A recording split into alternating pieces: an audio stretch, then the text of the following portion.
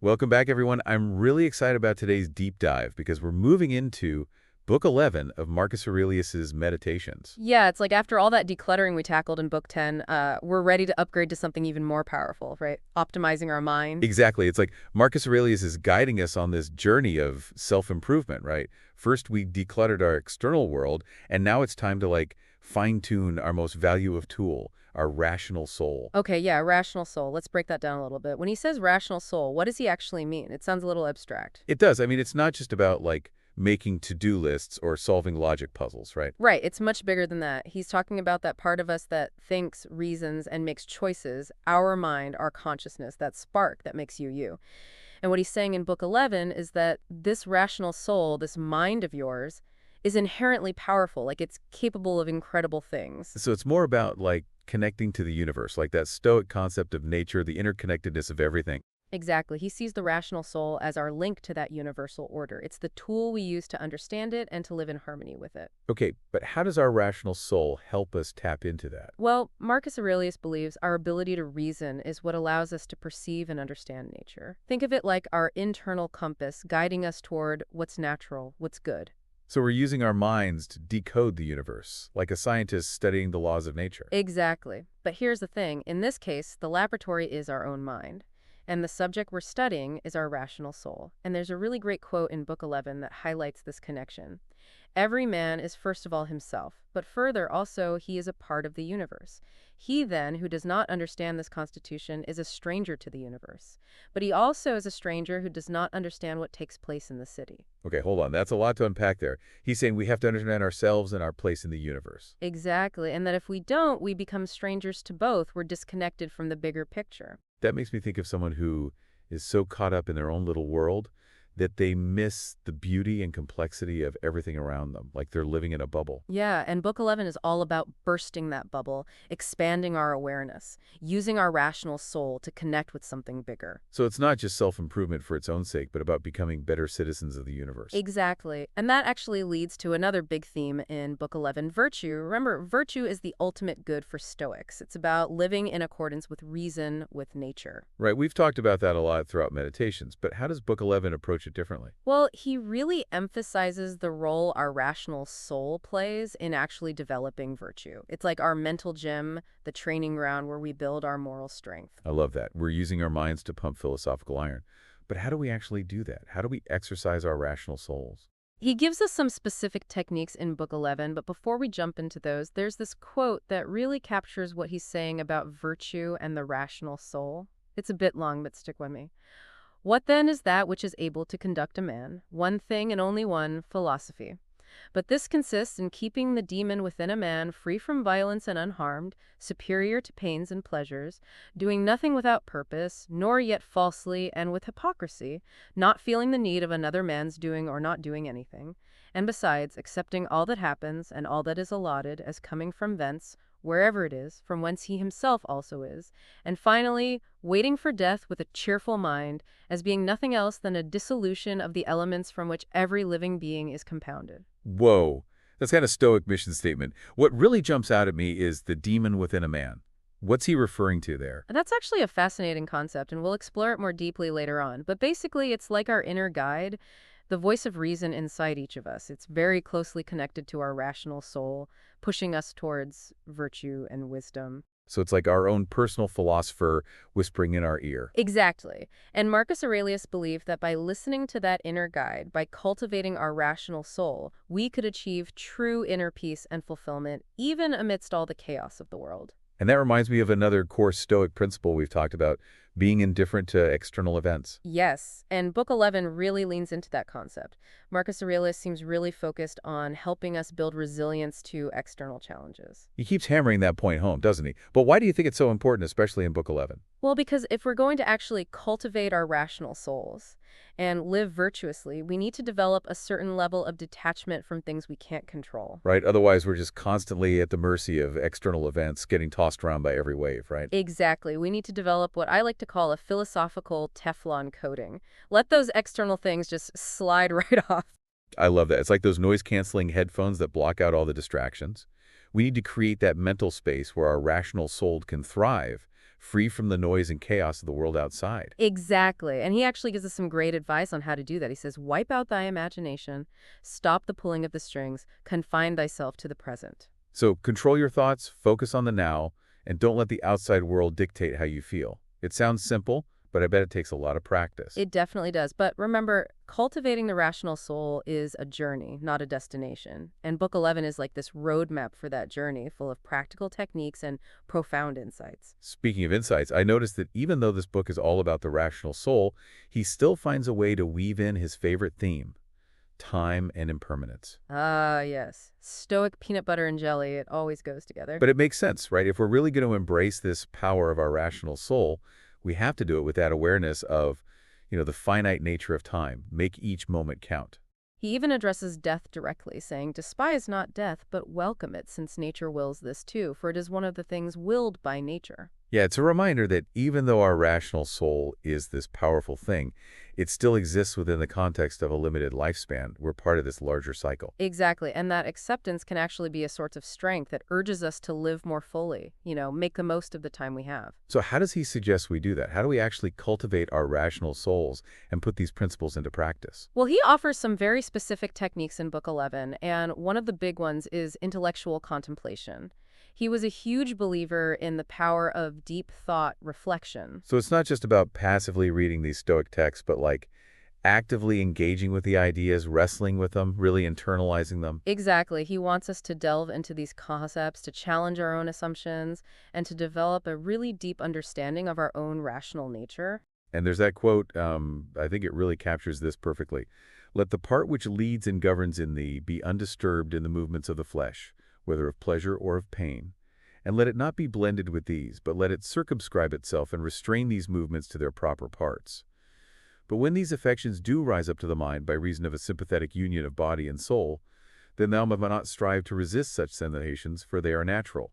But let not by ruling principle of itself add to them opinion, and on its own authority pronounce them to be either good or bad. He's calling us to cultivate this inner stability, not to be swayed by fleeting pleasure or pain. It's like, let your rational soul be the captain of your ship, guiding you through the storms of life. I love that. So we're not trying to suppress our emotions or deny our physical experiences, but approach them with a sense of detachment and understanding, using our rational soul to navigate them wisely. Exactly. It's about developing that inner observer, the calm and collected part of ourselves that can assess situations objectively and make choices that align with reason, with virtue. Right, and that takes practice, right? It's not like we can just flip a switch and suddenly become masters of our minds. Absolutely not. It's a process. It's a lifelong journey of cultivating our rational souls, refining our ability to think clearly, act virtuously, and navigate the world with wisdom and resilience. It's like building a philosophical toolkit, one tool at a time. And intellectual contemplation? That seems like a pretty essential tool in that kit. It really is. And along with intellectual contemplation, he also emphasizes observing nature. Oh yeah, we talked about that back in Book 7, but it seems like he's revisiting it here with a slightly different focus. What's he trying to convey in Book 11? He wants us to see nature as a teacher, as this source of wisdom and insight into how the universe works. So it's not just about appreciating a beautiful sunset, but about actually seeking out philosophical lessons in the natural world. Exactly. And he gives us a beautiful quote about that. Observe constantly that all things take place by change, and accustom thyself to consider that the nature of the universe loves nothing so much as to change existing forms, and to make new ones like them. For everything that exists is in a manner the seed of that which will be. He's saying change is inevitable. It's the very essence of the universe. And by observing nature, we can learn to embrace that change, right? To see it not as something to fear, but as a fundamental part of the cosmic order. And that acceptance can be so liberating. It frees us from clinging to things that are impermanent, and it helps us adapt to whatever life throws our way. Wow, Book 11 is just packed with these profound insights and practical techniques. We've covered so much already, and I feel like we've only scratched the surface. I know, right? We have. But maybe this is a good spot to pause and just let everything sink in for a moment. Yes, definitely. Let's take a break to digest all of this wisdom, and then we'll come back and dive into the next part of our deep dive. Wow, so much to think about already. What really stuck with me from that last part was how Marcus Aurelius connects our rational soul to the universe. It's not just about self-improvement, like in isolation. It's about understanding our place in the grand scheme of things. Yeah, it really is a shift in perspective, isn't it? He's encouraging us to move beyond that, purely individualistic view and recognize our part of something much larger. Right, exactly. And it's through that connection that we can access true wisdom and live in accordance with nature. It's just fascinating how he weaves that idea throughout Book 11. Absolutely. And I think one of the most powerful tools he gives us for cultivating that connection is intellectual contemplation. Not just random thinking, but like actively engaging with those Stoics principles. Right. Challenging those assumptions we have, deepening our understanding of our own rational nature. He's basically saying don't just read about Stoicism, do Stoicism. Think critically about these ideas, put them into practice. And see how they can transform your life. Exactly. And remember that concept we touched on earlier, the demon within? Well, intellectual contemplation is how we connect with that inner guide, that voice of reason. So it's like tuning into our own personal philosophical GPS, helping us navigate life. I love that analogy. And along with intellectual contemplation, he also highlights mindful observation of nature, going beyond just appreciating the beauty of the natural world, but really searching for those philosophical insights it offers. So it's like nature becomes this living textbook of Stoic wisdom. But how do we actually do that? How do we go beyond just admiring a sunset and actually pull out those lessons? Well, think about that quote where he talks about how the universe loves nothing so much as to change existing forms and to make new ones like them. Right. For everything that exists is in a manner the seed of that which will be. It's beautiful, but how do we actually apply that to observation? By observing that constant change and renewal in nature, the cycles of seasons, the birth and death of plants and animals, the tides, we get a deeper understanding of impermanence and how everything is connected. So nature is basically demonstrating Stoic principles in action. We just have to pay attention and learn. And remember, this isn't just theoretical, it's meant to be applied to our lives, too. By watching how nature handles change, we can learn to navigate our own experiences with more resilience. Okay, so Book 11 is giving us these two very practical techniques. Intellectual contemplation, to sharpen our minds and connect with our inner wisdom, and mindful observation of nature, to broaden our perspective and learn from the world around us. Exactly. And when we combine those with the other Stoic principles, like focusing on what we can control, accepting what we can, striving for virtue, we start to build a powerful inner framework. It's like constructing our own person's Stoic fortress, brick by philosophical brick. But this fortress isn't about isolating ourselves from the world, is it? Not at all. Remember, Marcus Aurelius emphasizes we're both individuals and part of the universe, interconnected, and our actions have an impact. So it's not just about building our own strength, but using that strength to contribute to the world, to live in harmony with nature and each other. Yes, exactly. And that brings us right back to the heart of Book 11, the power of the rational soul. Recognizing we have this incredible capacity for reason, for virtue, for understanding, and that by cultivating these, we can not only transform our own lives, can also make a positive impact on the world around us. It's such an empowering message. He's saying you have the power to live a meaningful and fulfilling life, even amidst the chaoses. But how do we actually do it? How do we take those Stoic principles and apply them every day? Well, that's where the real work begins, isn't it? It's one thing to read about it and nod along, but another thing entirely to really live it. It's like the difference between admiring a painting and actually picking up a brush and creating something, right? We need to become Stoic artists. Perfect analogy. So how do we bridge that gap? How do we start incorporating these ideas daily? Well, let's start with intellectual contemplation. What can we actually do to make that a regular practice? One of the simplest yet most effective things is to set aside some time each day for reflection. Doesn't have to be hours, even 10 or 15 minutes can be powerful. And what do we do during that time? Just sit and think. You can, but it might be helpful to have some structure. You could read meditations, journal, think about how to apply the principles to challenges you're facing. So it's like creating a mental sanctuary where we step back from the busyness of life and reconnect with our inner wisdom. Right. And another great practice is cultivating mindfulness throughout the day. Paying attention to our thoughts, emotions, sensations, without judging, just observing. Like becoming a scientist of our own minds. Exactly. By becoming more aware of those thoughts and emotions, we can start to see patterns, challenge unhelpful beliefs, and make more conscious choices about how we respond. So it's not about pretending we don't have those emotions, but being aware so we can manage them better. Right. And as we practice mindfulness, we also become more tuned in to the present moment, which is another key part of Stoic practice. It's shifting that focus away from dwelling on the past or worrying about the future and just embracing the here and now. And that doesn't mean ignoring responsibilities or not planning, but approaching each moment with presence, with acceptance. Saving the good, learning from the challenging, and recognizing that every moment is an opportunity for growth. Exactly. And when we combine that mindfulness with intellectual contemplation, we start to develop this powerful toolkit for navigating life's ups and downs. We're building our mental and emotional fitness, strengthening our ability to handle whatever comes our way. And that inner strength is essential because, let's face it, the world can be pretty unpredictable. It can be. There will be times when we face setbacks, disappointments, even tragedies, and it's during those times that our Stoic practice can really make a difference. It's like we've built this shelter within ourselves that can withstand those storms. Because when we've cultivated our rational souls, connected with our inner wisdom, and embraced the principles of acceptance and virtue, we have a foundation of strength to draw upon. And even when things are tough, we can find comfort knowing we're not alone. We're part of something larger, connected to nature and to the Stoics who came before us. And that connection gives us perspective, purpose, hope, even in the darkest of times. So as we keep going on this Stoic journey, let's remember we're not just trying to improve our own lives, but we're joining this long line of philosophers, of seekers, who have dedicated themselves to living with reason, virtue, and nature. You know, one passage from Book 11 that has always stuck with me is where he says, "Such as are thy habitual thoughts, such also will be the character of thy mind, for the soul is dyed by the thoughts." Yeah, it's like our thoughts shape our reality. If we fill our minds with negativity, fear, judgment, that's what we'll experience in the world.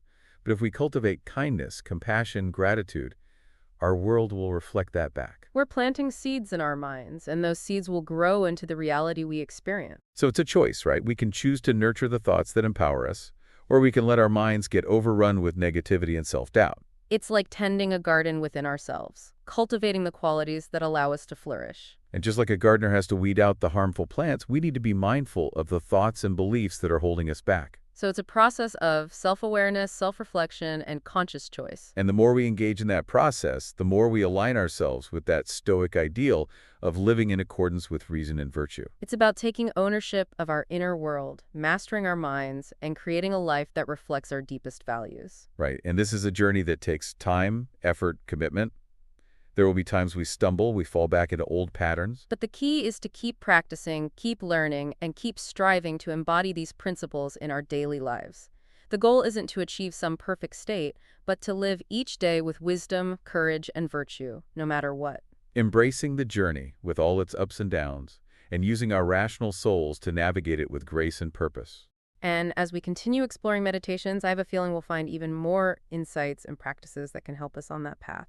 But for now, let's move on to the final book of meditations, Book 12, and see how Marcus Aurelius brings it all home. Book 12, it's the grand finale of meditations. It feels like we've been on this incredible journey with him, and now we're at the summit, right? Ready to see the whole view. And it's amazing how he distills everything down into these final reflections. It's like he's giving us this, concise guide to living virtuously, you know? And one thing he just keeps coming back to is that idea of focusing on what we can control. It's like the foundation of it all. Absolutely. Thoughts, judgments, actions, those are the things we have the power to change. Everything else, it's just outside our influence, really. He even says the happiness of your life depends upon the quality of your thoughts.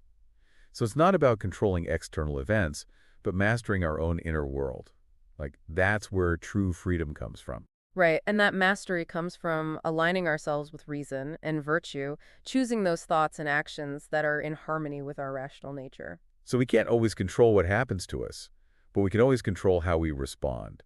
And that's where our real power is. Exactly. And he gives some great advice in Book 12, urging us to be really active in shaping our inner lives.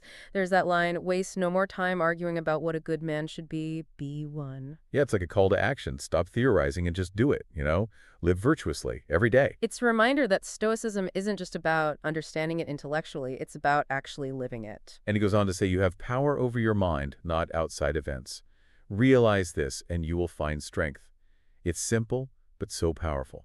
Our inner world is the source of our strength. Like having this inner citadel, that as long as we stay in control of our thoughts, nothing can truly shake us. Book 12 really feels like a culmination of everything we've talked about. It's Marcus Aurelius giving us one last pep talk before we go out into the world, armed with all his wisdom. A graduation ceremony for Stoic students. And I'm always struck by how relevant it all still is. The challenges we face as humans, they haven't really changed all that much. It really speaks to how timeless Stoicism is and its ability to help us find meaning and purpose no matter what time we live in. So, as we wrap up our deep dive into meditations, I'd encourage you to think about what really resonated with you, what felt the most relevant, what will you take with you? Because this journey of growth and self-discovery, it doesn't end here.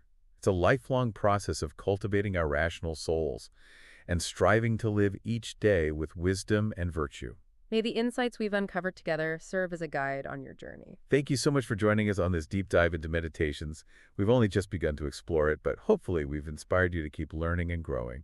Remember, the power to live a meaningful and fulfilling life lies within you. Until next time, may you cultivate your rational soul and navigate the world with wisdom and grace.